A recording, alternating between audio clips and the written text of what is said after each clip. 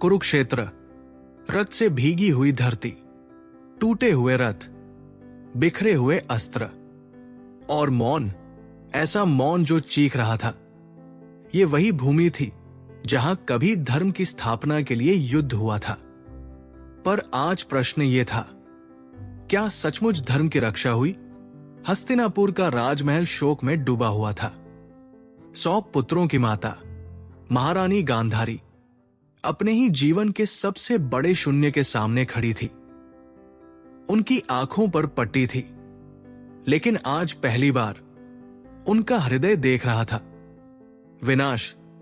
और उसी समय राजसभा के एक कोने में खड़े थे महान नीति के ज्ञाता, धर्मज्ञ और सत्य के उपासक। विदुर गांधारी की आवाज कांप रही थी, पर उसमें करुणा से अधिक आक्रोश था। विदुर, तुमने हमेशा धर्म की बात की, तुमने चेतावनी दी, तुमने कहा था कि अधर्म का अंत विनाश है। देखो ये विनाश। बताओ, कहां हुई धर्म की रक्षा? राजमहल की दीवारें भी जैसे ये प्रश्न सुनकर कांप उठीं। गांधारी आगे बोली, यदि धर्म की जीत हुई तो मेरे 100 पुत्र क्यों मरे? यदि न्याय हुआ तो ये मातृत्व क्यों उजड़ा? क्या यही है तुम्हारा धर्म? विदुर ने आंखें झुका ली। उनका हृदय भी व्याकुल था। उन्होंने कहा, महारानी, धर्म युद्ध जीतने का नाम नहीं है। धर्म सत्य के पक्ष में खड़े रहने का नाम है। गांधारी की आवाज तेज हो गई। सत्य? क्या दुर्योधन असत्य था? क्या मेरे पुत्रों ने अकेले ही अधर्म किया? क्या पांडवों ने छल नहीं किया? क्या श्री कृष्ण ने नीति के नाम पर युद्ध नहीं रचाया? ये वही गांधारी थी जिन्होंने स्वयं को पति के दुख में बांध लिया था। विवाह के बाद जब उन्हें पता चला कि उनके पति धृतराष्ट्र अंधे हैं, तो उन्होंने भी जीवन भर आंखों पर पट्टी बांध ली। आज वही पट्टी उनके भीतर के अंधकार का प्रतीक बन चुकी थी। गांधारी बोली, मैंने जीवन भर धर्म निभाया, पत्नी धर्म, मातृधर्म, राजधर्म, फिर भी मेरा अंत ऐसा क्यों? विदुर धीरे से बोले, महारानी, धर्म केवल व्यक्तिगत आचरण से नहीं चलता, धर्म सामूहिक निर्णयों से भी बनता है। उन्होंने आगे कहा, जब दुर्योधन ने पांडवों से ईर्ष्या की, जब उसने षड्यंत्र रचा, जब लाक्षागृह बनाया गया, जब द्रौपदी का अपमान हुआ, तब धर्म घायल हुआ था। सभा में सन्नाटा छा गया। महारानी, आपने तब अपने पुत्र को रोका क्यों नहीं? ये प्रश्न वज्र की तरह गिरा। गांधारी का स्वर धीमा पड़ गया।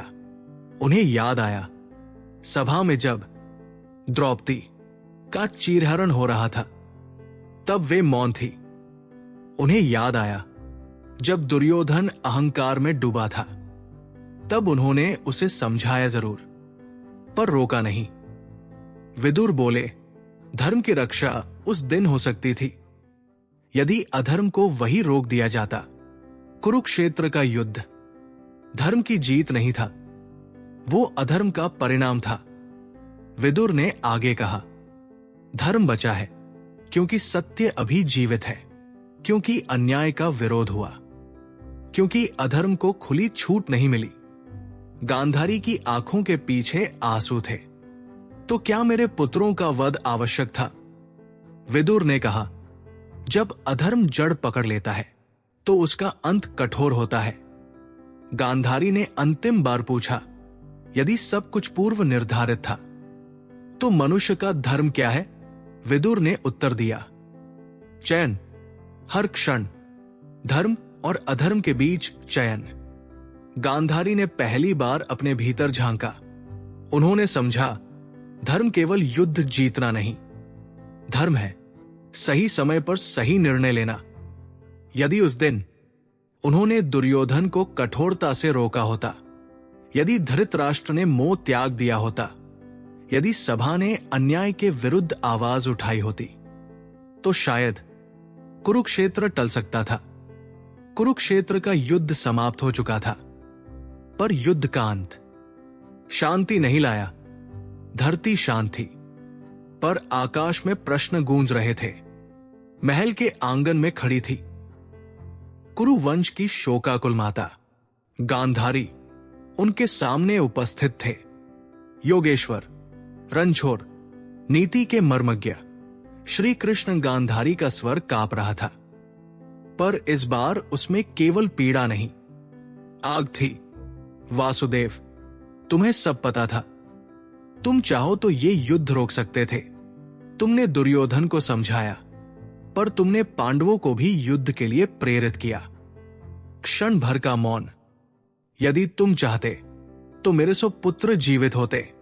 श्री कृष्ण शांत थे, उनकी आंखों में करुणा थी, पर अपराधबोध नहीं। गांधारी ने हाथ उठाया। जैसे मेरा वंश नष्ट हुआ, वैसे ही तुम्हारा यदुवंश भी नष्ट होगा। सभा में सन्नाटा छा गया। श्री कृष्ण ने मुस्कुराकर कहा, माता, आपका श्राप भी मुझे स्वीकार है। गांधारी स्तब्ध रह गई। क्या तुम्हें भय नहीं? कृष्ण बोले, जो जन्मा है वो नष्ट होगा। वंश हो या शरीर, सब नश्वर है। उन्होंने आगे कहा, पर एक बात स्मरण रखिए, मैं युद्ध का कारण नहीं था। मैं तो केवल परिणाम को दिशा देने आया था। गांधारी ने पूछा, तो क्या ये सब नियति थी?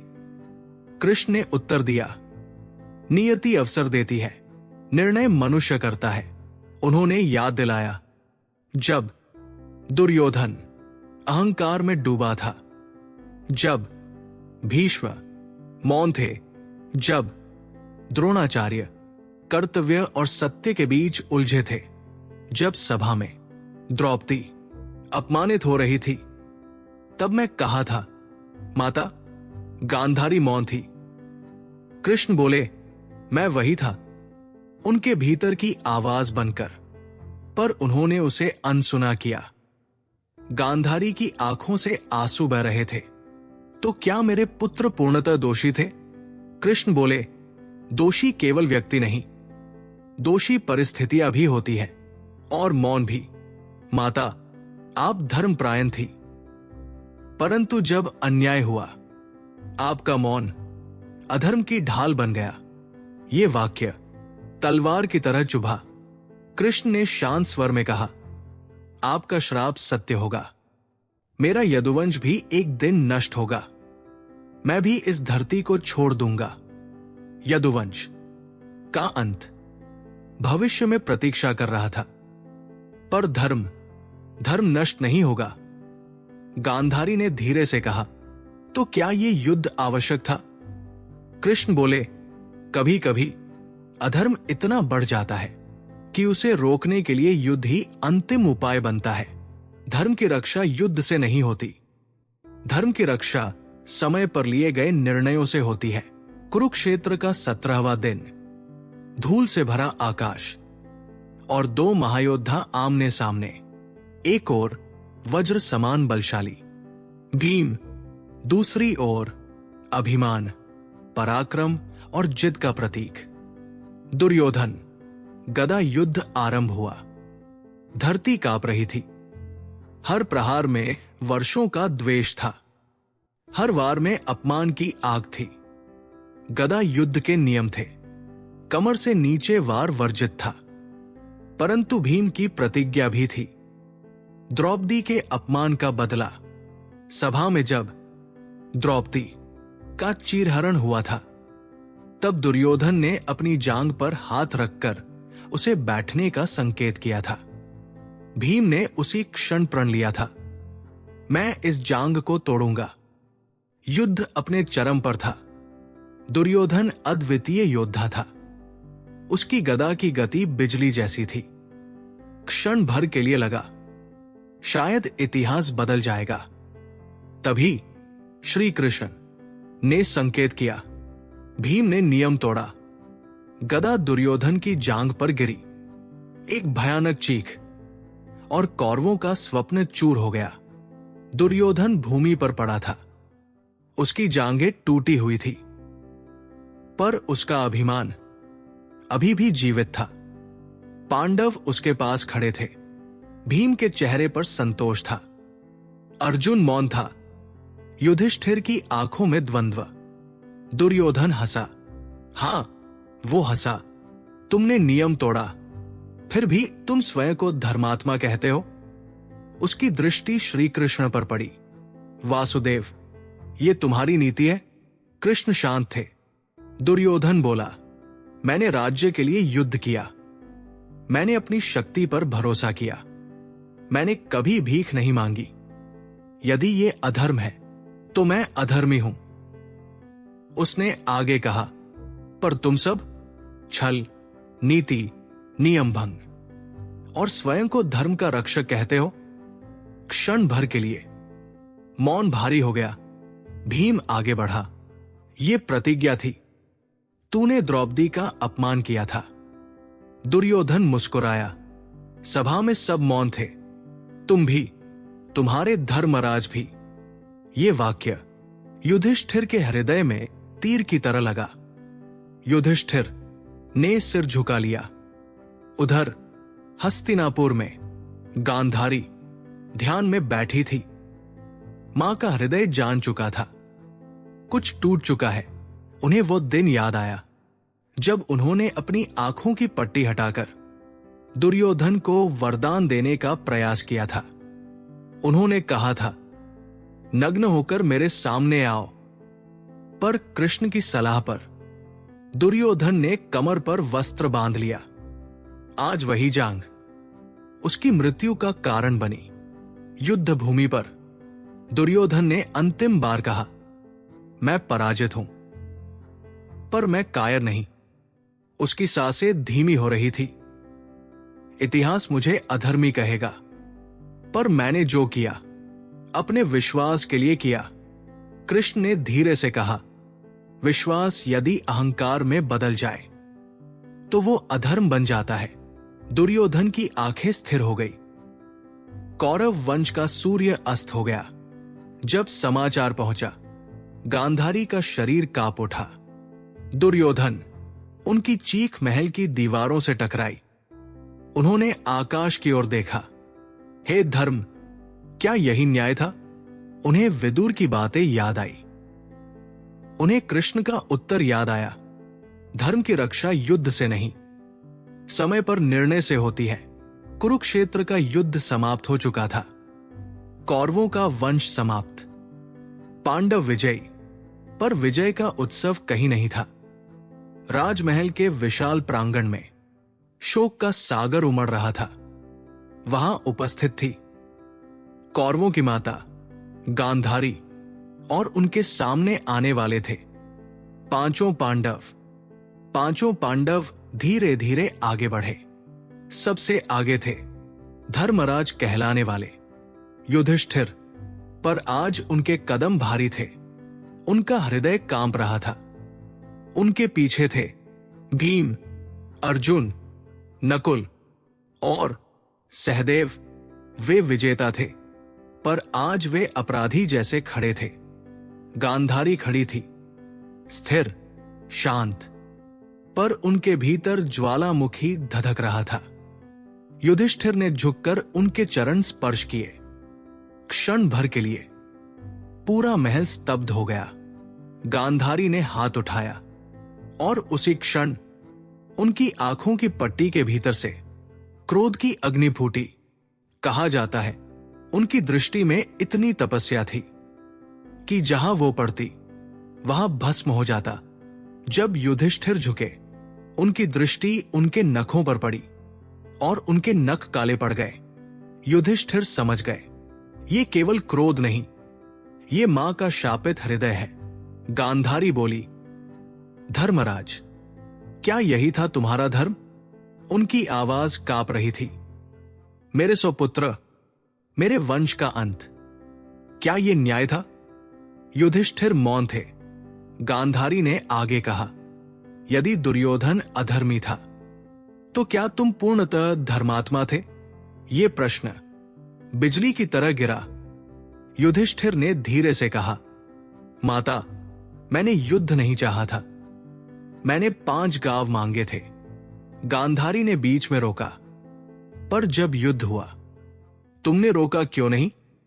युधिष्ठिर के भीतर की पीड़ा फूट पड़ी। मैंने नियम तोड़े, मैंने अश्वत्थामा के विषय में असत्य कहा, मैंने भीम को रोका नहीं। उनकी आवाज भर्रा गई। अश्वत्थामा के विषय में बोले गए आधे सत्य ने उनकी आत्मा को झकझोर दिया था। भीम आज शांत था, उसकी प्रतिज्ञा पूरी हो चुकी थी, पर उसका क्रोध बुझ चुका था। अर्जुन ने गांधारी के सामने सिर झुका लिया। उन्हें स्मरण था, भीष्म, द्रोण, कर्ण सब उनके बाणों से गिरे थे। भीष्म, द्रोणाचार्य, कर्ण, हर नाम एक पीड़ा था। तभी आगे बढ़े श्री कृष्ण। उन्होंने शांत स्वर में कहा, माता, यदि आज आप इन्हें शाप देंगी तो इतिहास फिर रक्त से लिखा जाएगा। गांधारी बोली, वासुदेव, मैंने सब खो दिया है। कृष्ण ने उत्तर दिया, और इन्होंने क्या पाया है? उन्होंने पांडवों की ओर संकेत किया। सिंहासन या जीवन भर का अपराधबोध?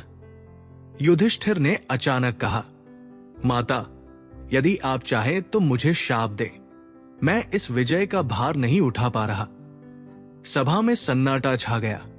उन्होंने आगे कहा, यदि यह धर्म है तो मैं इसे त्यागना चाहता हूं। उनकी आंखों में आंसू थे।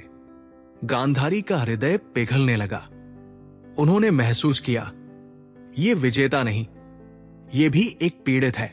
उन्होंने हाथ उठाया, पर इस बार शाप के लिए नहीं। युधिष्ठिर, तुम्हारा अपराध ये नहीं कि तुमने युद्ध जीता, तुम्हारा अपराध ये है कि तुमने समय पर अधर्म को रोका नहीं। ये वाक्य धर्म का अंतिम सूत्र था। कुरुक्षेत्र की धूल बैठ चुकी थी, पर आत्माओं में उठे तूफान अभी शांत नहीं हुए थे। हस्तिनापुर का सिंहासन खाली था और उस पर बैठने जा रहे थे धर्मराज कहलाने वाले युधिष्ठिर। पर क्या वे सचमुच तैयार थे? राज तिलक का दिन, मंत्रोच्चार गूंज रहे थे। अभिषेक का जल उनके मस्तक पर गिरा, पर उनका हृदय भारी था। उन्होंने सोचा, क्या यह राज्य उस रक्त से पवित्र हो सकता है जो हमारे ही संबंधियों का था? तभी सभा में प्रवेश करते हैं धर्म और नीति के प्रतीक विदुर ने युधिष्ठिर से कहा, राजा बनना सरल है, धर्मराज बने रहना कठिन। उन्होंने आगे कहा, धर्म केवल शास्त्रों में नहीं, धर्म निर्णयों में बसता है। सभा शांत थी। विदुर बोले, जिस दिन राजा अपने सुख से ऊपर प्रजा का सुख रखे, वही दिन धर्म की स्थापना है। जिस दिन न्याय भय से मुक्त हो, वही दिन धर्म की रक्षा है। कुछ समय बाद धृतराष्ट्र और गांधारी ने वंगमन का निर्णय लिया। उनके साथ गए विदुर वन की शांति में। धृतराष्ट्र ने पूछा, विदुर, क्या यह सब टल सकता था? विदुर ने उत्तर दिया, हां, यदि मोह त्याग दिया जाता। यह उत्तर सरल था पर कठोर। युधिष्ठिर राज कर रहे थे, पर भीतर वैराग्य बढ़ रहा था।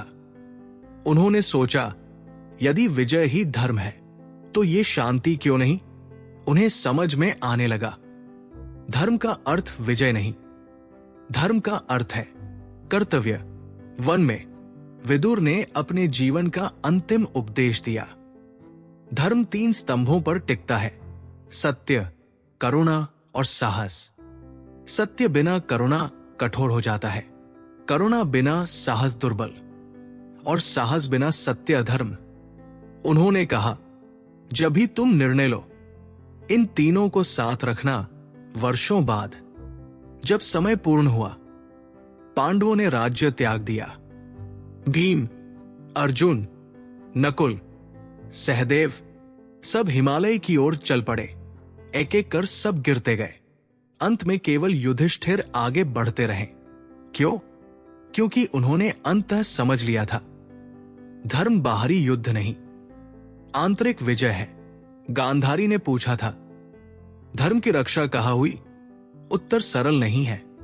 धर्म की रक्षा युद्ध में नहीं हुई, धर्म की रक्षा तब हुई जब युधिष्ठिर ने अपराध स्वीकार किया, जब गांधारी ने क्रोध के स्थान पर समझ चुना, जब विदुर ने सत्य कहा, भले ही वो कटु था। धर्म की रक्षा हर उस क्षण हुई जब किसी ने मोह से ऊपर उठकर सत्य चुना। आधुनिक जीवन के लिए 10 संदेश।